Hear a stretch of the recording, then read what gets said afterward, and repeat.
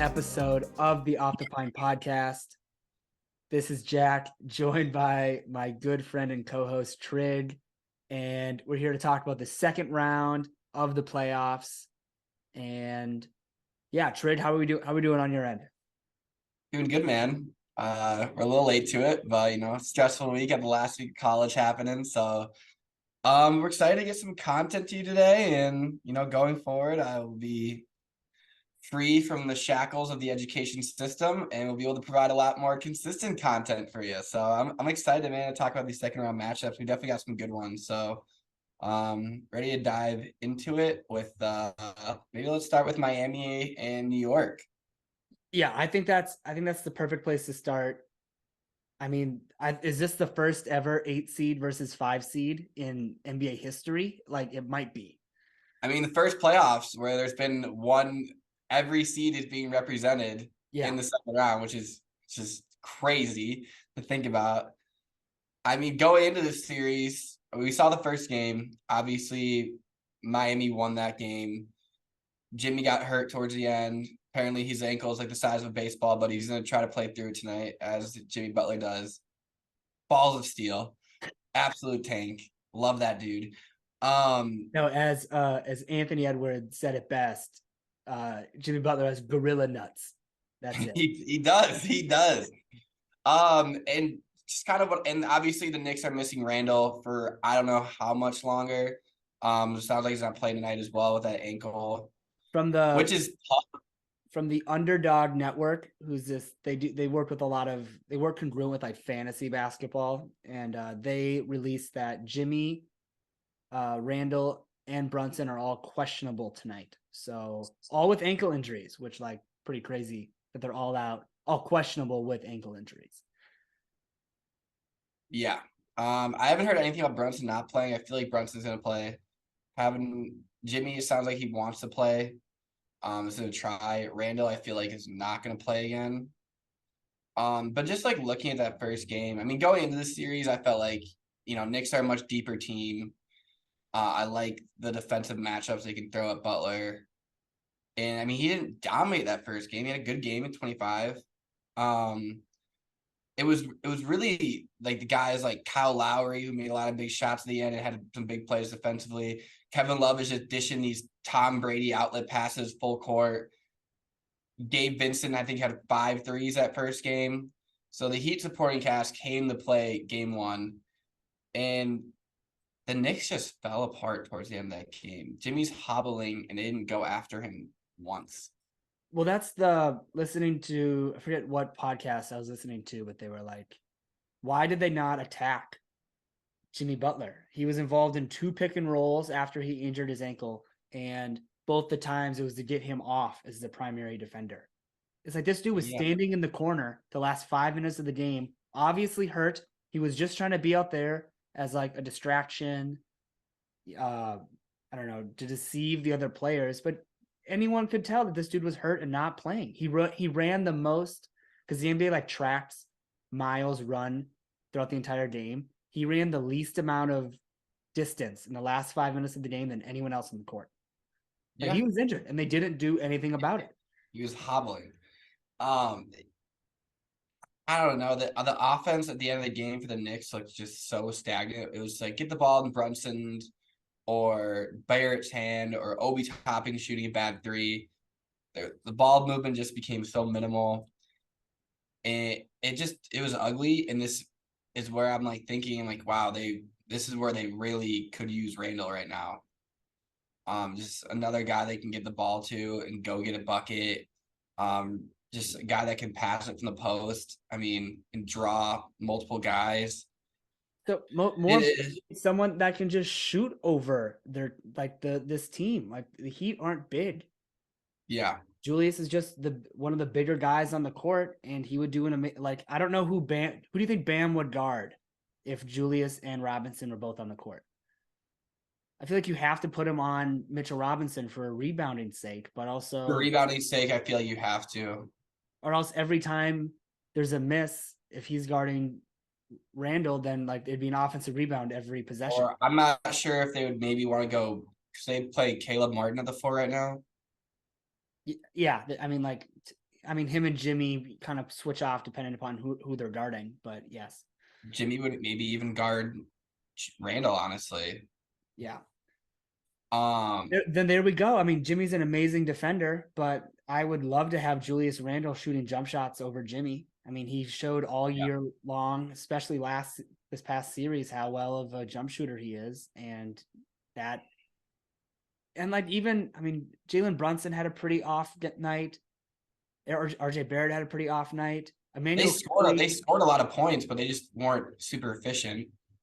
yeah, they were getting. I mean, like, yeah, they were getting up shots. It just like, Obi Toppin took 11 threes, which is just like, all right, what is going on in this offense? I didn't know that was the full number that they came with. Wow. Yeah, So I mean, going into this series, I before game one, I thought the Heat were gonna pull it out. I had Heat. I had Knicks in 6. Okay, I had Heat in 6, and the only reason why I thought that is I just remember seeing some posts after the first series and was talking about how the bubble wasn't a fluke, and it was a picture of both Jimmy Butler and LeBron James, and it was like both these guys proved again that they are the hardest working players in the playoffs. And I just look at this Knicks team. You know, that was their first series win since 2013, and none of these players have really had playoff success. And I just thought that Jimmy Butler would kind of just older brother them. Kyle Lowry's a proven vet. Yeah, I I know mean, that they're not deep. They're not deep at all. But I just felt that with the way that like Eric Spoelstra might be the best coach in the playoffs right now. yeah, I'd agree. I think he is. So I'm just like, I just thought the Heat would be able to figure him out. Jimmy Butler knows Tibbs. I thought they could outduel the Knicks, and watching him go down with this injury definitely makes me, feel anxious about that prediction. But what Yeah, was your reasoning for going with the Knicks? I think I'm just wondering how much gas Jimmy Butler's got in the tank. This team is very thin right now, so I'm wondering, and versus a team, yeah, granted without Randall, but I mean, I just like I said, I like the matchups of Hart and Grimes, and Barrett going after Jimmy. I thought Brunson had a great series. RJ Barrett looked really good towards the end of that series as the secondary scorer for that team. Mitchell Robinson just dominating the paint, dominating the rebounding battle. I thought he could, and Bam, who's just not been good. I thought Robinson could win that matchup. Like I said, I like the bench more, and Knicks have more size. I just think they're a deeper team, and I think they're a better team. So I figured, I mean, again, like you said, they beat a team, they won the first round, but they also beat a team that has no playoff success whatsoever. So now you're playing guys that know what it takes to win. They've been there. Guys have been to the finals. Guys have been to the conference finals. This team knows how to handle their business. So I mean, it'll be interesting to see what happens in game 2 tonight. The Knicks can't afford to go on 2-0. That's why I think Brunson will be out there. Randall probably not, but I know Brunson's a tough kid. I know he's going to be out there playing. So we'll see. It'll be interesting to see how the ankle affects Jimmy, because that could really dictate some of the series going forward. I mean, those ankle rolls, they're going to hurt for like a week, maybe even 2. I It's mean, not going to be fully. when we chatted about this, when we chatted about this yesterday, I think the main thing that we both agreed with was that we would not be shocked if Jimmy Butler sits out tonight. Not saying they just give the Knicks the win, but just give Jimmy a break so he doesn't potentially further injure this ankle. And I think that that's the smart thing to do in terms of, I bet the GM is thinking that, but obviously I don't know. No one's telling Jimmy he's not playing. Like if Jimmy wants to go, Jimmy's going to play. And we've seen that before, right? When in Minnesota, when he was tore his meniscus, halfway through the year, and he came back in the play-in game and he played that playoff series. This dude wants to be out there every night. I mean, he's gonna do whatever it takes.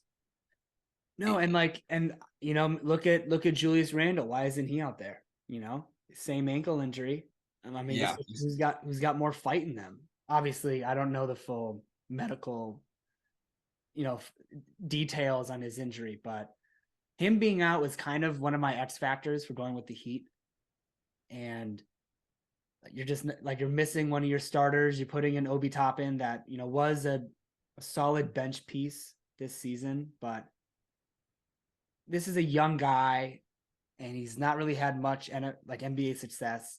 And just starting him in the second round of a playoff series against a Yeah. team that's been to the finals before, I don't know. Like having any expectations that are positive, I feel like is I don't know. I think that's a He bold. scored like 18 points, but he also shot 11 threes, and they just left him open. They're like, shoot it. Mhm. Like if that's the shot you really want, the Obi Toppin three, top of the key three, go for it. Well, because what is Miami's going into this thinking? All right, all we have to do is shut down Jalen Brunson. If Jalen Brunson doesn't score 30 points, it doesn't matter if RJ has 20, Toppin has 20, Hart has 50 or 20. Like it does. Like if Jalen Brunson can't get it going and be the best player on that team and score over 30 points, they don't have a shot. And that's what Miami knows. And that's why they're just, they're surrounding Brunson and they're not letting him. Jalen Brunson has to be great. He has to be great. But like in that first game, they threw multiple guys at him a lot. They made it really like come up the court, pressure, constant pressure on Brunson. Like he had to constantly stay moving to get around guys and get through guys. They made it really tough for him, and they're gonna keep making it tough for him. I completely agree. Well, let me just note take our opinions on this one. So you have the Knicks in 6. And I do want to say, like, my heart, I want to see the New York Knicks in the conference finals. Who doesn't? Like, I want them to be there. I just this is just something about Jimmy Butler. Jimmy Butler is terrifying, dude. I watching that whole first series, and not even counting game 1, but just, I mean, he was solid in game 1, but just watching this beast, like that's bucket that he scored in game 5 to send it to overtime. Just like, even though he pushed off, just hanging in the air. I don't give a shit. Jordan pushed off. No. I'm just saying, I don't care that he pushed off. I'm saying, like, watching that play, it's like, this dude is a bad man, and I would hate to be the team that he faces in the second round because I think he's just going to plow right. Well, I read that Spoelstra was trying to drop a play for I forget who. I think Strus. They were trying to get Strus a shot, and Jimmy's like, no, let me be that guy. Let me be that guy. Just give me the ball. Sometimes, and as a coach, you just gotta like when your best player wants the ball, you gotta be like, all right, man. It's like, I mean, how many times has LeBron said that or Jordan said that? Well, someone argued Jordan wanted Paxton to get the ball, or Kerr. But yeah, I mean, he's that dude. He's a badass dude, man. It'll be interesting to see how game two comes around. I mean, logistically, I feel like Jimmy shouldn't play, but I think he's gonna play. I'm right Put there. an ankle brace on there, do a cortisone shot, whatever you gotta do. Let's jump into the other half of the Eastern Conference. My prediction for the series is like so varied because there's so many variables now. Because going into it, like with a healthy Embiid, I'm like, all right, Sixers and 7, they're my pick to win the finals. Like, yeah, but he wasn't even healthy going into the series though. Yeah, I mean, I'm like, well, if he can get out there and play and be like 50, like 60, 75%, then I'm feeling good about that. Mm-hmm. I'm still taking Sixers and 7. But I mean, I don't know. We saw game 1, or if like Joel really can't be out there this series, I'm like, oh, Boston will win, and Sixers, like, if he wasn't out there at all, I'm like, I have Boston like 5. Mm-hmm. But then Harden, he heard Kendrick Perkins talking all that shit on ESPN and talking about how he doesn't score 30 anymore. He's not that guy anymore. And then Harden gave him a 45-piece lemon pepper, all flats with some cornbread. I can't wait to clip that. No, but yeah, so he scored 45, tied his playoff career high. An efficient 45, an incredibly efficient 45. Can you guess the other times Can you guess his other 3 highest playoff scoring performances? I got him right here. I'm gonna say one of them was against the Warriors. You're gonna say one of them was against the Warriors. Okay. Yep, one of them was against the Warriors. Was one randomly against Utah?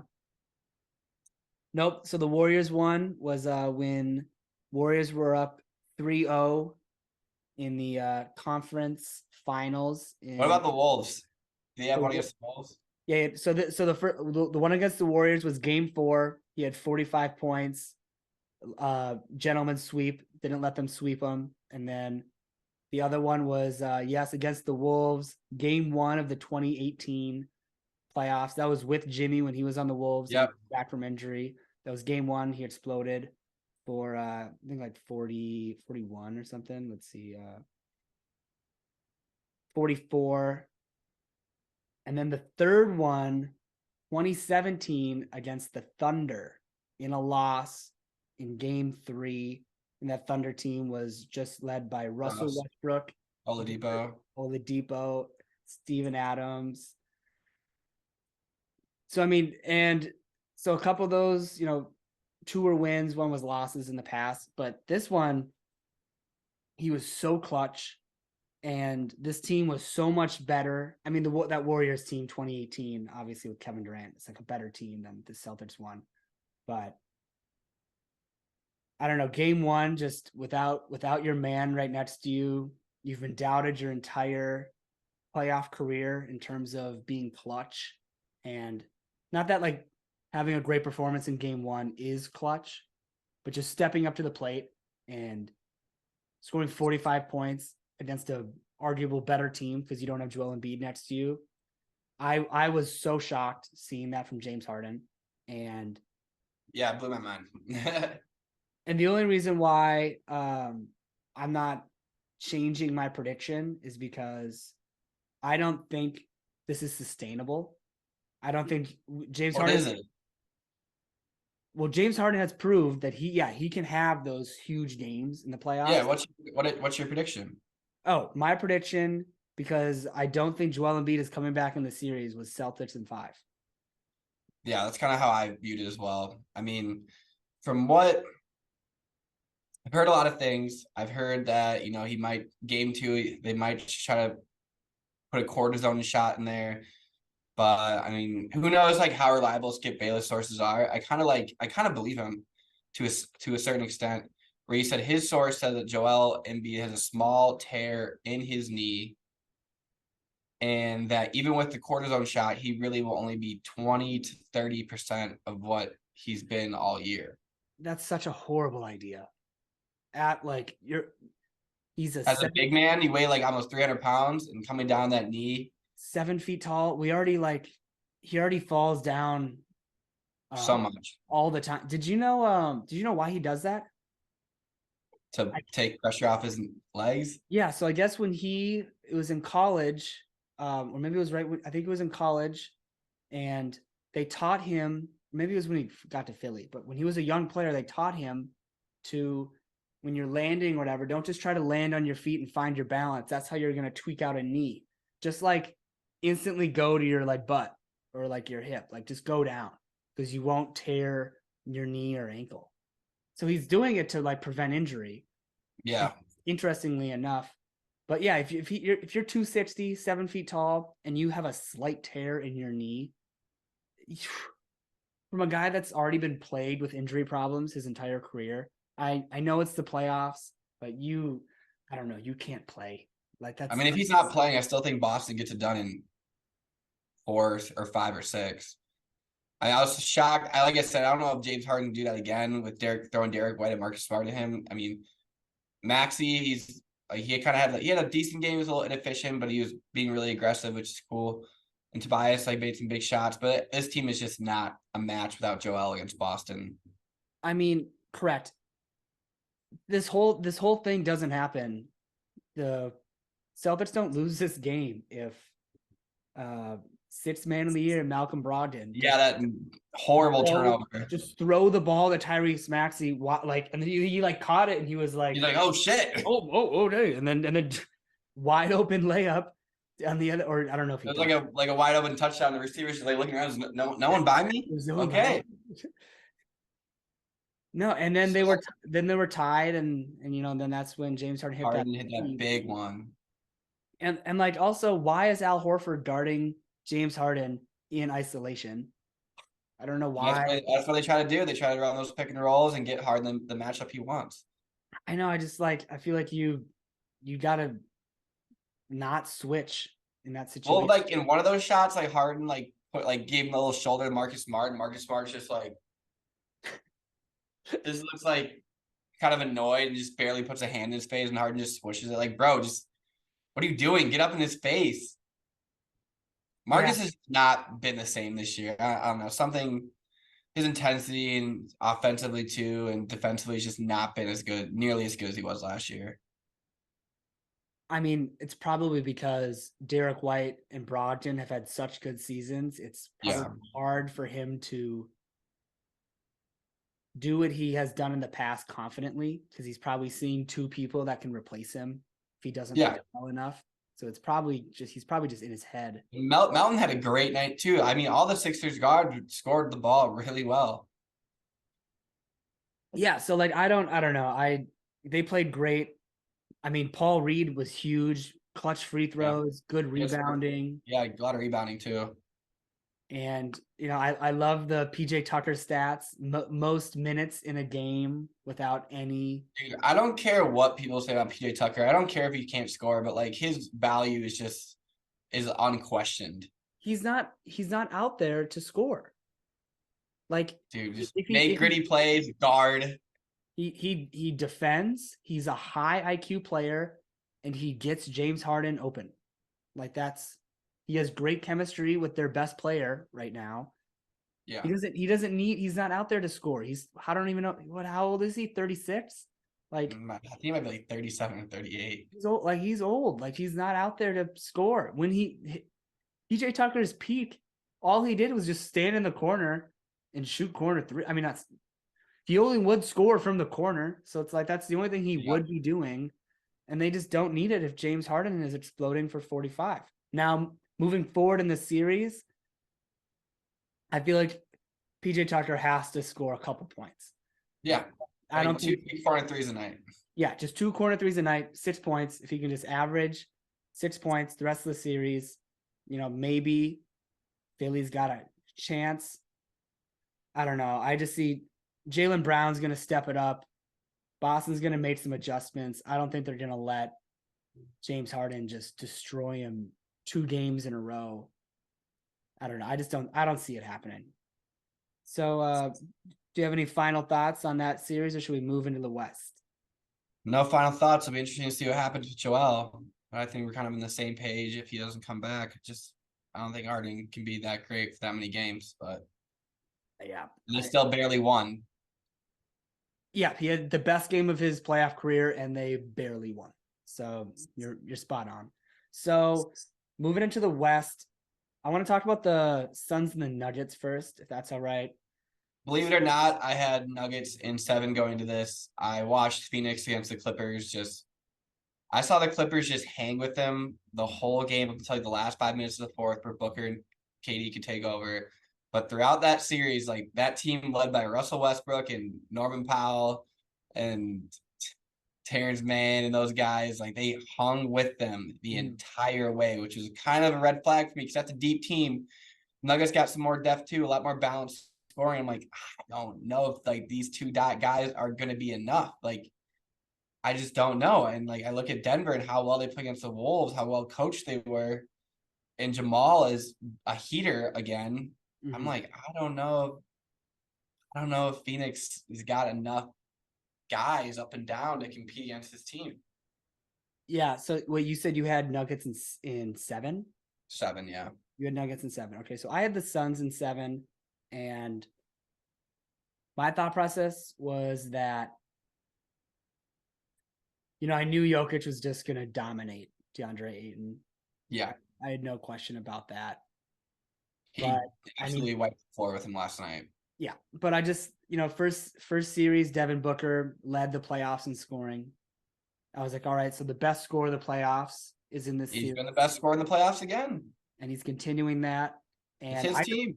I just thought that Kevin Durant would play like Kevin Durant. He And just hasn't this whole playoffs. He's had good games, but I feel like he just hasn't been dominating the game like he has. he hasn't been dominating. And that's what I like.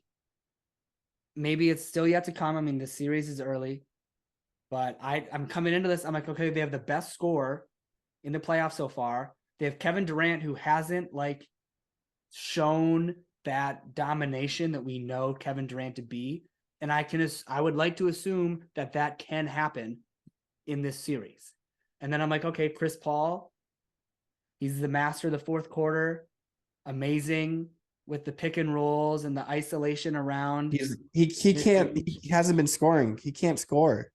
But he doesn't need to, I'm not talking scoring, it's just late game in the fourth. They need him to score. And now he's injured. So it's like with his quad and again, same deal. His groin. Classic Chris. I thought he had maybe another round in him, but Chris Paul's injured in the playoffs once again. You know, this is what everyone has watched for the last 5 seasons of the NBA. I thought maybe he could get in another round before he started buckling under the needle. But like if you look at Denver, like game 1, Murray goes off. Jokic still gives you another 20 something. Gordon gets you almost 30. Caldwell Pope makes shots. I mean, and Porter's making threes. I mean, this team is just so much more balanced scoring wise. In game 2, okay, Murray has a shit game. All right, Jokic is like, screw it. You know this. You know I'm the 2-time MVP. So I'm gonna go score 40 at Ayton's head and have like 15 rebounds to go with it. Caldwell Pope's hitting huge threes down the stretch. I mean, Gordon again gives you almost another 20. And Porter, like again, Porter will randomly make some threes every once in a while. And then Bruce Brown is giving you great minutes off the bench. Christian Braun's giving you good defensive minutes off the bench. I mean, Jeff Green, like they have like 3 bench players who are just so reliable, so consistent. yeah. Brown and Phoenix, like game 1, Phoenix, you got 30 from Durant and Booker, and it wasn't enough because no one else is scoring. Ayton's giving you maybe 15, but besides that, Chris Paul's in single digits. Josh Okogie can't score. Like these guys off the bench can't score, and they frankly aren't a good defensive team. No, they definitely are not a good defensive team. Neither is Denver, but Denver's defense shocked me the other night, though. Denver played a great game defensively last night. It was a low-scoring game, granted, but Denver made stops when they needed to, for sure. No, Denver's had the 4th best defensive rating in the playoffs so far. And obviously, I mean, that's part of the fact that they're going against the Timberwolves, whose offenses looked horrible. I think they've been coached amazingly well, too. I think Mike Malone's been doing a great job. He has been. I love when they do the whatever they call when they plug in the mic on the screen and then they go into the huddle and you can hear the coach. That's like one of my favorite parts of watching NBA games is when you can watch. And Durant had just an off night last night too. Yeah, now they're going back home to Phoenix, and DeAndre Ayton needs to be great. He needs to be the max player that you paid him because he's the 3rd guy, especially with Chris Paul out. He doesn't even need. I'm not like great. When I hear great, I think like 30. You need 20 and 10 out of him. He needs 20, every night. He needs 20 points every night. I completely agree. Kevin Durant needs to step it up. And so, I mean, that was my prediction going into the series, like having not watched it. Booker and Durant need 30 a night too. They need 30 every night, both of them. So I looked this up. Wait, where is this for? Okay, so of 4-man pairings, 4-man player lineups in the playoffs so far, of the let's see, of the top 1, 2, 3, 4, 5, 6. Of the top 8, I guess we can do 10. The top 10, there are 7 Phoenix lineups in the top 10 of 4-man lineup combinations for offensive rating. And Chris Paul is in 1, 2. Chris Paul's in 4 of them.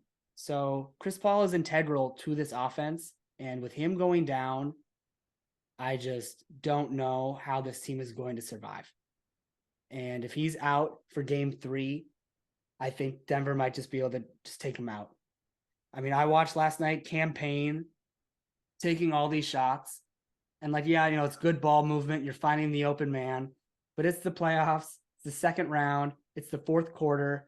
You're in the game. Campaign's had an off night. He should not be shooting more corner threes. Like the ball should be in Kevin Durant and Devin Booker's hands in the fourth quarter of these games. Like, yes, like I know if he's wide open, maybe you got to pass it to him. Yep. But like you got to dominate in these moments, and those Kevin Durant just he had flashes of it. Like there were a couple possessions where he would just get the ball, get to his spot, shoot over the other guy, swish, nothing you could do about it. And then he wouldn't have the ball for another 6 possessions. And it's like, okay, well, there's no go to the hot hand. If Kevin Durant can do this, let's see him do it multiple possessions in a row. And like I just watching those first 2 games definitely made me doubt my faith in Kevin Durant. And if Chris Paul is out for game 3, it's almost like he's trying too hard to let this be Booker's team. I think that's, yeah, I would agree. Like, take over, man. You're that guy. You've won the finals. You've been a finals MVP. You're an MVP. Take over this fucking game. But it's like, I don't get it. You've played with Kyrie. When you and Kyrie were playing together, they had a great who's on, who's off. And I mean, like, they'd both be on the court, but there would be possessions where Kyrie would go off, and there would be possessions where KD would go off. That was a concern going into the playoffs, too. If these guys played enough minutes together, are they going to figure it out in time? He did the same thing with Curry, where they had a great ability to play off each other. One would dominate. That was just masterful ball movement from the Warriors offense. That was just constant movement. But like he's proved in the past that he can play alongside another a guy that controls the ball and scores. So it's like, I guess the point is that they haven't had enough time together, and he's being too passive. And those guys were all point guards too. That is correct. They were both point guards. Booker's a straight up shooting guard. It's a little different, but correct. But Devin Booker's averaged like 7 assists per game in the first 2 games so far they've played together in the second round. I think he's doing too much standing and just waiting for the ball to come to him. He needs to demand the ball more and just take it to the rim, find your spots, take over the game offensively. No, that's exactly it. They got to win both these next 2 games, so it'll be interesting to see what happens. And just looking forward, if Chris Paul's not there, I think Denver's going to clutch it out, and not even clutch it out. It's going to steamroll them 4 or 5.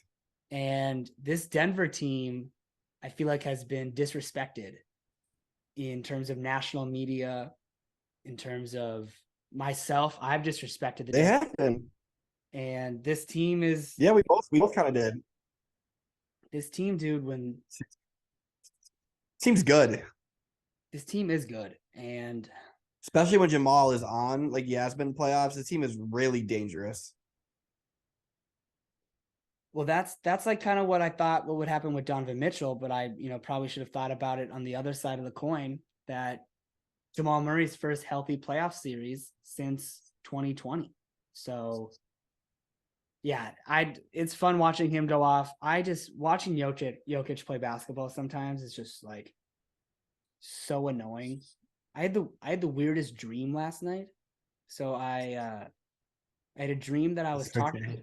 I had a dream that I was talking to Kevin Garnett, and I asked Kevin Garnett, like, who watching Jokic, who it reminds him of, and he told me Tim Duncan. So in my dream, KG told me that maybe it's not a dream. We do got some KG connections through Alex Kill. Maybe this summer we run into him one day. Dude, I don't know. It like came to me.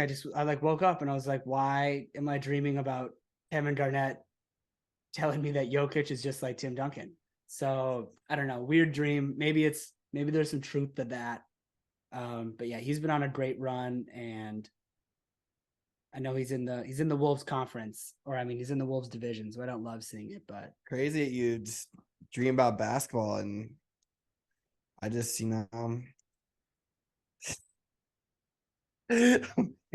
I just dream about my girl, That's all I be thinking about these days, man. It's hard for me to stay focused on ball and I'm sleeping at night. My girl's in Cabo wilding out. If you got any Mexico connections, make sure she's well behaved. All right, I'm done. That was the one shout out she gets on this episode. She was pissed she didn't get one last episode. So there it is. Yeah, I was hoping we could go through I was hoping we could do 2 in a row without a reference, but I'm I agree. I was put on the spot today, so I caved in. just like a launcher, man. You folded. All right, so let's go into our final series of the I folded like how Dylan Brooks folded in the first round of those playoffs. No, you folded under no circumstances is he coming back. Yeah, I can't wait to talk about the Grizzlies offseason after the playoffs, and we can just analyze that team because oh my god, train wreck. It's train wreck. But we got like one of the most historic playoff matchups we've had in recent history with Steph versus LeBron. Like this is gonna be absolutely iconic. I'm so stoked for this series.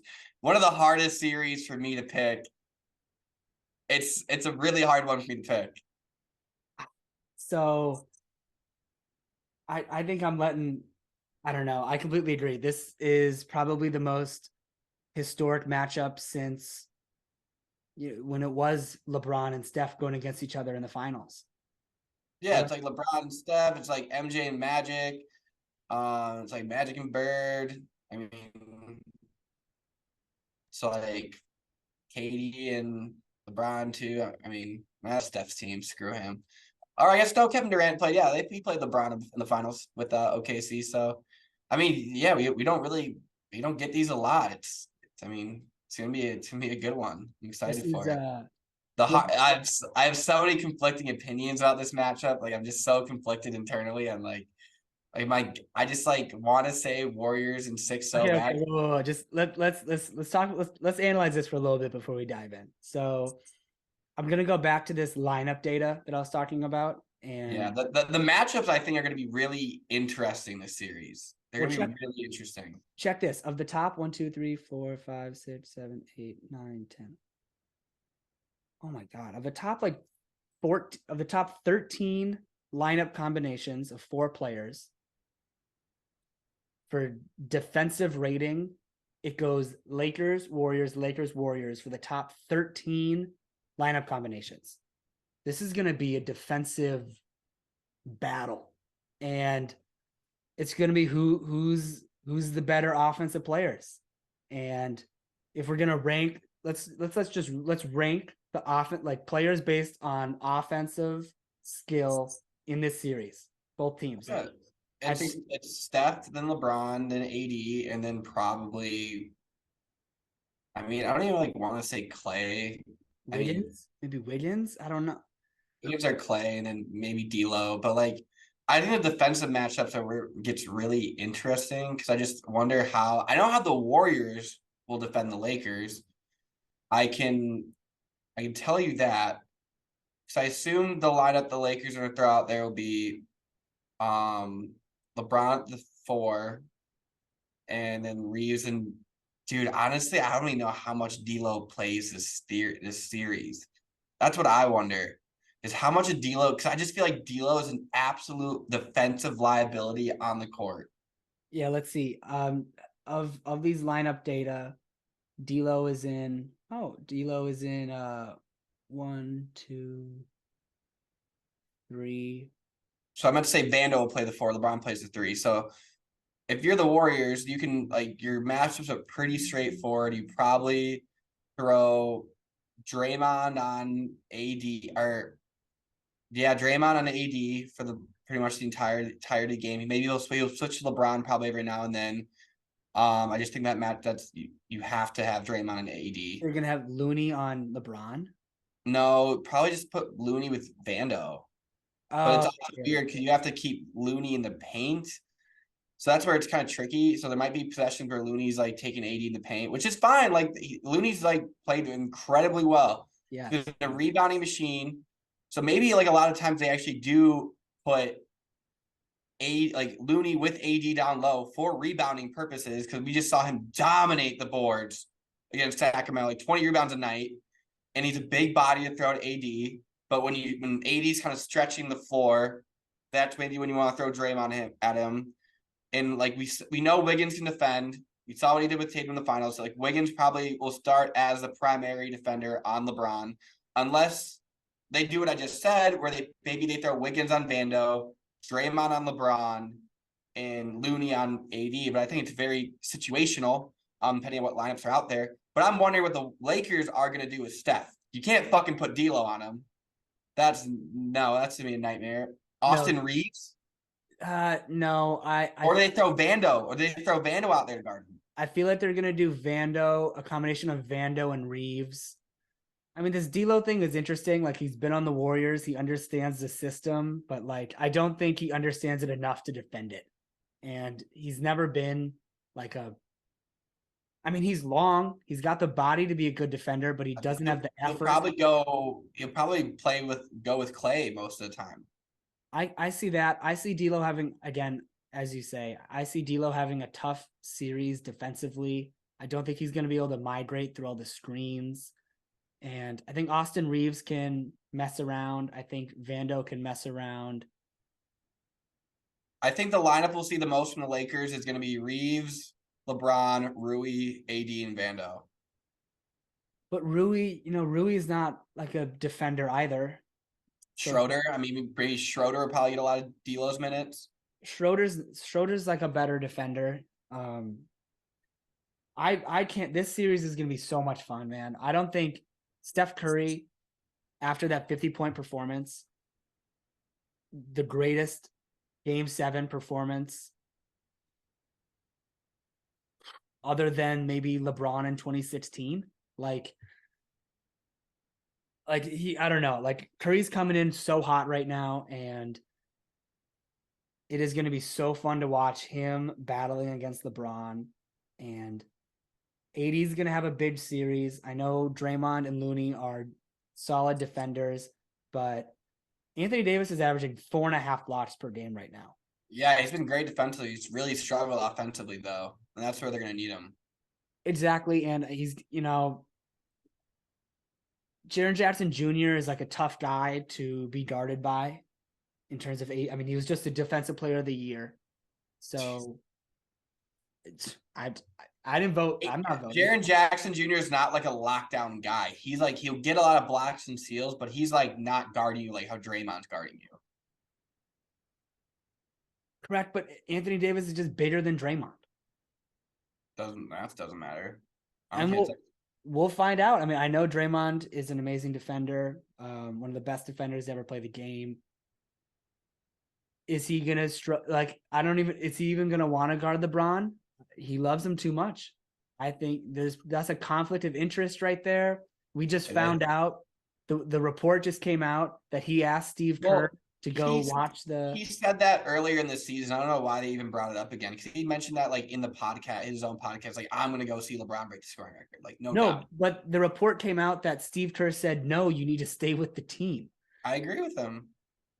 No, of course. I just think it's funny that the report finally comes out now. Yeah. The response from Steve Kerr right before they go against each other. This is such a tough series to rate and to guess. I think the defense is going to be crazy. It's just going to be about who can have. I think both teams are going to play great defensively. It's just about who's going to be able to step up in the moments where they're needed most.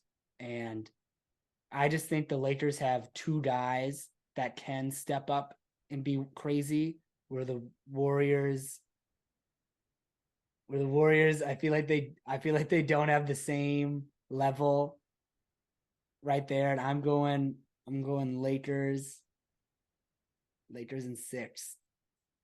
I'm going to Warriors in 6. I'm flipping it. You're flipping it? Okay.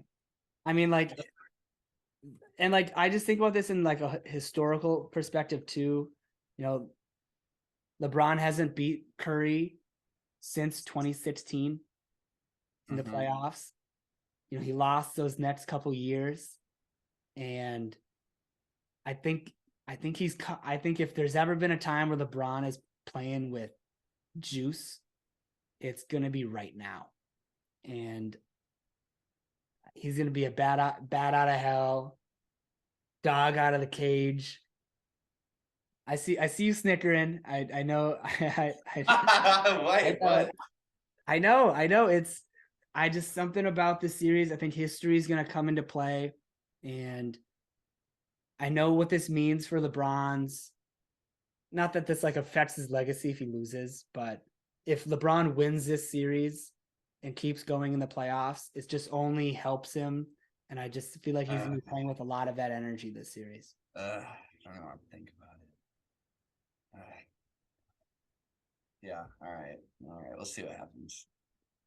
Well, yes, we will see what happens. I hope Steph goes for 40 every night. I hope so too. Stephen Curry is the most fun basketball player that I've seen play since Kobe Bryant. Yeah. Like Kobe Bryant was just insane because of his back down, clutch shots. His mid-range game was just insane. And he was such a great defender too. And since his prime, so like since 2010, before his like Achilles injury, I just feel like Steph Curry's been the most fun player to watch play basketball, because when he's on, it's like watching a magician. And it's just so much, every possession you just sit there and he does plays and you look at the guys next to you and you just have your jaws drop and you're shaking your head because you have no idea what just happened. Yeah. You can't even do what he does in video games. Like he's insane. So I don't know. But one angle that I haven't heard yet, D'Lo revenge series. You know, got traded. Yeah. I think Clay needs to have a big series too. I think Clay really needs to. He has some good games against Sacramento for sure, but I think he really needs to be that second guy, and we need to see Wiggins be the guy he was in the finals last year. I think that first series helped get his sea legs back from being out. So he's got to be ready to bring it against LeBron. He's got to be ready. Well, that's it. The Warriors aren't going against. And Jordan Poole has got to be consistent. He's got to figure it out because they need him to come off the bench and have big games. By the way, you've been 0 for 3 on brand messaging for Off the Pine tonight, which is really. Oh, Jesus. Off the Pine. I meant Off the Pine. I know. I'm not even going to go back and edit it, but damn it. But yeah, Jordan Poole, for how much money he's making, he really needs to be stepping it up. Depending upon how this series goes, the Warriors have to take a look in the mirror. Who's more important to the future of this team? If Jordan Poole or Draymond Green or Wiggins, if we're putting those three in a vacuum. Yeah. Why is Jordan Poole more important than these players if in the playoffs he isn't one of our best guys? Why are we going to build around someone that isn't better than our other guys? And yep, that's a future problem. Definitely not a present problem right now, but it'll definitely be something to think about in the offseason, I think, regardless of the outcome for the Warriors season. Yeah, no, I'm getting to a future with it, but this is going to be my favorite series to watch without a doubt.